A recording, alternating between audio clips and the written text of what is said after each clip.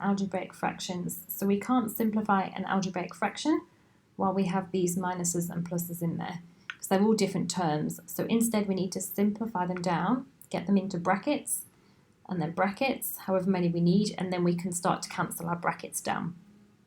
So if we factorise or put into brackets the top there, we can see it's the difference between two squares, and therefore we have w plus 3 and w minus 3.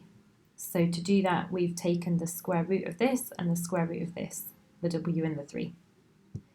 And then for the bottom part there, we need to factorise that quadratic. So we know that it's going to go into two brackets, and because it's 2, we know that one's going to be 2w and one's going to be w. And we know that they add together to make minus 3, these two numbers at the end here. So if it's adding together to make minus 3, then we've got either minus 1 and 3 or minus 3 and 1. There are only two options. So if we test them out and check the first one, if I have in there the minus 1 and then the positive 3, and then I can just check it and see if it works. So that gives me 2w squared, and then I have, if I do FOIL, 6w minus w, and then at the end there I have minus 3.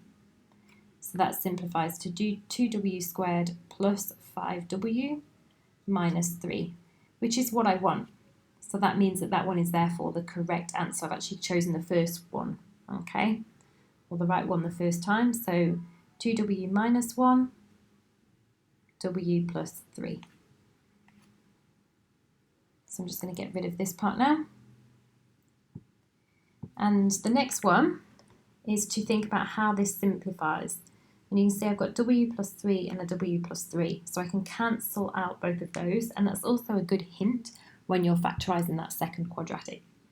So we end up with w minus 3 on the top and 2w minus 1 on the bottom. And that can't be simplified anymore.